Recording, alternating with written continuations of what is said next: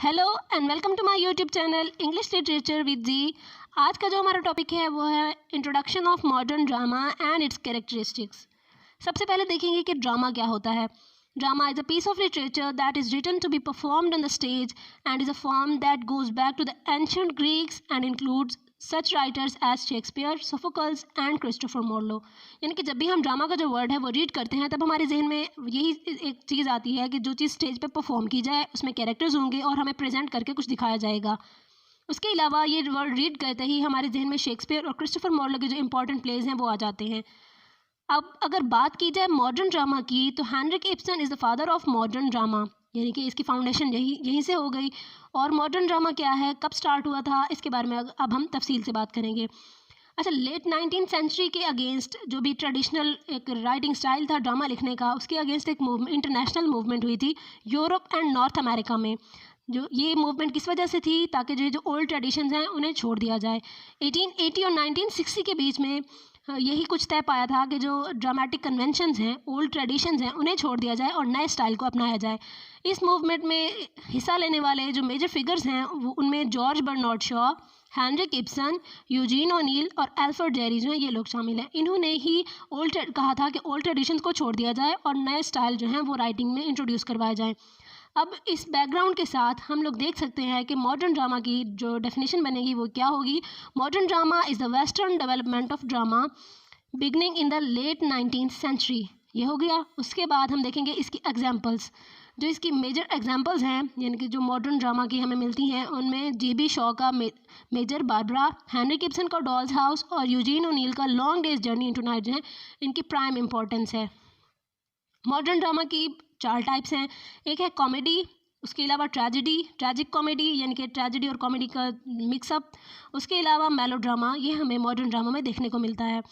अब जो major figures हैं जिन्होंने डेवलपमेंट में बहुत इंपॉर्टेंट रोल प्ले किया है मॉडर्न ड्रामा की, उनमें G B. Shaw, Oscar Wilde, John Galsworthy, Eugene O'Neill, Arthur Miller जो हैं शामिल हैं।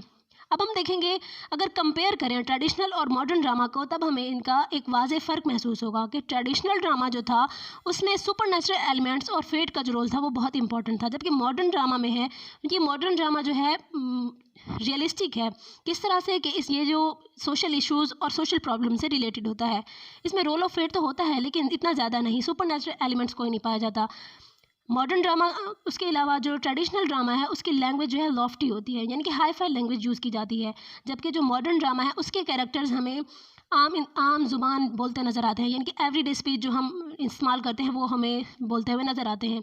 नेचुरल और realistic way is used in dialogues. उसके अलावा जो ट्रेडिशनल ड्रामा है ये बिलोंग करता है एलीट क्लास से, यानी कि राजाओं की कहानियाँ जो हैं वो हमें सुनाई जाती हैं। उसके अलावा ये जो मॉडर्न ड्रामा है उसके जो कैरेक्टर्स हैं वो एवरेज हैं और एवरीडे पीपल हैं, यानी कि एक कॉमन मैन की जो स्टोरी है वो हमें यहाँ पे देखने को मिलती है। यानी कि जो हमारा हीरो होगा वो एक कॉमन मैन होगा, वो कोई राजा नहीं होगा, वो कोई शहज़ादा नहीं होगा, किसी प्रिंस की कहानी नहीं होगी, बल्कि एक आम इंसान की कहानी होगी जो कि स्ट्रगल कर रहा होगा सोशल प्रॉब्लम्स के अगेंस्ट। उसके अलावा प्लॉट जो है ट्रेडिशनल ड्रामा में क्लियर होता है, जबकि मॉडर्न ड्रामा का जो स्ट्रक्चर है वो क्लियर नहीं होता। एंड इज़ रेजोल्यूट, यानी कि ट्रेडिशनल ड्रामे का एंड रेजोल्यूट होता है, मॉडर्न ड्रामे का एंड इरेजोल्यूट होता है। ट्रेडिशनल ड्रामे में हमें एक्शन देखने को मिलता है, जबकि मॉडर्न ड्रामा जो है इसमें एक्शन नहीं होता बल्कि सोशल प्रॉब्लम से लड़ते हुए इंसान जो है अपनी सोशल प्रॉब्लम से लड़ रहा होगा। उसकी सोशल प्रॉब्लम्स के अलावा उसकी जो एक अंदरूनी जंग होती है वो अपने आप से भी लड़ रहा होगा, अपने जो भी सोशल प्रॉब्लम्स हैं उनसे भी लड़ रहा होगा। The traditional drama belong to only elite classes and theatre, यानी कि एलीट क्लास और उसके एलीट थिएटर ही होते थे, आम इंसान के अप्रोच में नहीं था तब ड्रामा। लेकिन जो मॉडर्न ड्रामा है उसे पब्लिक थिएटर में परफॉर्म किया जाता है और ये आम इंसानों के अप्रोच में भी होता है। Modern drama falls in 3 phases. First phase इसमें है जी.बी. शॉ और जॉन केल्सवर्दी के जो प्लेस हैं वो हम लोगों को देखने को मिलते हैं। सेकंड और मिडिल फेज़ में होते हैं आयरिश मूवमेंट से रिलेटेड, यानी कि कंट्रीब्यूशन ऑफ W.B. यीट्स और उसके जो नोटेबल वर्क्स थे वो हमें यहाँ पे देखने को मिलते हैं, वही परफॉर्म किए जाते थे और वही लिखे गए थे। स्पिरिट ऑफ नेशनलिज्म जो है वो हमें सेकेंड फेज़ में, यानी कि मॉडर्न ड्रामा की जो सेकेंड फेज़ है उसमें देखने को मिली। उसके अलावा third phase comprises plays of T.S. Eliot, Christopher Fry inspired by Jacobean tradition based dramas. अब थर्ड फेज़ में किस टाइप के हमें ड्रामास देखने को मिलते हैं, वो है जैकोबियन ट्रेडिशन। अब कैरेक्टरिस्टिक्स की अगर बात की जाए मॉडर्न ड्रामा में, तो मॉडर्न ड्रामा में realism, play of ideas, romanticism, poetic plays, history and biographical plays, Irish movement, comedy of manners, impressionism और एक्सप्रेशनिज्म जो है मेजर कैरेक्टर्स है। वन बाय वन हम इन्हें रीड करेंगे। सबसे पहले है रियलिज़म। रियलिज़म बहुत ही इम्पॉर्टेंट एक मॉडर्न ड्रामा का फीचर रहा है, क्योंकि इससे पहले इस चीज़ को टच नहीं किया जाता था। यानी कि रियलिटी किसी कोई भी अगर हम ड्रामा देख लें, जो ट्रेडिशनल ड्रामा है वो रियलिटी बेस्ड नहीं था, वो फैंटेसी होती थी या फिर किसी कोई और जॉनरा हो सकता था, लेकिन उसमें रियलिटी बहुत कम देखने को मिलती थी। 20th सेंचुरी के अर्ली ईयर्स में रियल प्रॉब्लम्स ऑफ लाइफ जो हैं उन्हें ड्रामा में डिपिक्ट किया जाता था। यानी कि हेनरी गिब्सन जो है उसने ही रियलिटी को और रियलिस्टिक वे को इस मॉडर्न ड्रामा में इंट्रोड्यूस कराया था। They use theatre as means of bringing reforms. यानी कि अगर मिसाल देखी जाए, इसके एग्जांपल की बात करें तो डॉल्स हाउस जो है ये एक रियलिटी प्रॉब्लम प्ले है, रियलिटी बेस्ड है ना। रियलिज्म हो गया। उसके बाद है play of ideas. Modern dramas are concerned about ideas rather than action. यानी कि इसमें जो राइटर है वो अपने आइडिया है अपने ऑडियंस के सामने रिप्रेजेंट करता है। हमें यहाँ पे कोई एक्शन देखने को नहीं मिलता, बल्कि एक फ़िलॉसफी होती है, एक लेसन होता है, मॉरल लेसन होता है, एक मॉरल स्टोरी होती है जो प्रेजेंट की जाती है। आइडियाज़ जो होते हैं उससे इनोवेट किया जाता है। मॉडर्न ड्रामा में रियलिटी तो देखने को मिलती थी, लेकिन ये जो रोमांटिसिज्म का कॉन्सेप्ट है, ये थीम हमें एलिजाबेथन ड्रामा में ज़्यादातर देखने को मिलता था। अब जो मॉडर्न राइटर्स थे उन्होंने एक नया स्टाइल तो अपनाया था, ओल्ड ट्रेडिशंस भले ही सारी छोड़ दी थी, लेकिन ज़्यादा सारी की सारी नहीं छोड़ी थी। ये जो रोमांटिसिज्म का कॉन्सेप्ट इंट्रोड्यूस करवाया गया था, ये J.M. बैरी ने करवाया था, और उसकी बहुत ज़्यादा एफर्ट की वजह से ही मॉडर्न ड्रामाटिस्ट जो थे उन्होंने इस कॉन्सेप्ट को अपनी राइटिंग्स में जगह दी है। और ये इस वजह से लिखा गया था कि जो इंसान अपने सोशल प्रॉब्लम्स से लड़ रहा है, वो अगर थोड़ी देर के लिए उसका सोशल प्रॉब्लम्स से ध्यान हट जाए, तभी ये कॉन्सेप्ट इंट्रोड्यूस कराया गया था रोमांटिसिज्म का। पोइटिक प्लेस कौन से होते हैं जिसमें एक ड्रामा स्टोरी तो पूरी लिखी जाती है, लेकिन वो पोइटिक फॉर्म में होती है। इसमें T.S. Eliot, John Drinkwater, Stephen Phillips, Yeats के जो प्लेस हैं वो पोइटिक प्लेस हैं। हिस्ट्री एंड बायोग्राफिकल प्लेस, ये एक नया ट्रेंड चला था तब कि जो भी ड्रामा लिखा जाएगा उसमें थोड़े से हिस्ट्री के जो इवेंट्स होंगे वो इंट्रोड्यूस कराए जाएंगे, और बायोग्राफिकल एलिमेंट्स जो हैं वो भी साथ में डाले जाएंगे। अब इसकी जो एग्जांपल्स हैं उनमें G.B. शॉ का सीजर और क्लियोपत्रा जो है ये हिस्टोरिकल प्लेस हैं। उसके अलावा जॉन ड्रिंकवाटर का अब्राहम लिंकन और है मैरी स्टुअर्ट, ये भी हिस्टोरिकल प्ले है।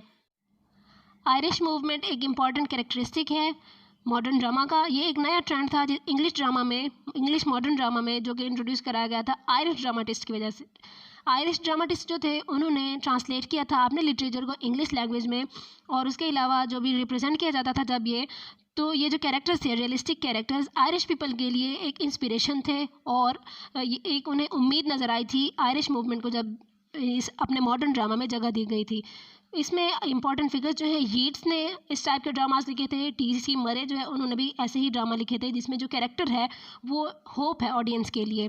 कॉमेडी ऑफ मैनर्स, अब ऑस्कर वाइल्ड को father of comedy of manner कहा जाता है। वो किस तरह से, यानी कि इसमें ज़्यादातर जो इम्पॉर्टेंट कैरेक्टर रोल रहा है वो एन कॉवर्ड और ऑस्कर वाइल्ड का ही रहा है। इनकी कोशिशों की वजह से ही कॉमेडी जो है, कॉमेडी तो पहले थी, लेकिन कॉमेडी ऑफ मैनर यानी कि कॉमेडी ऑफ मैनर और कॉमेडी ऑफ विट जो है मॉडर्न ड्रामा में लिखी गई थी।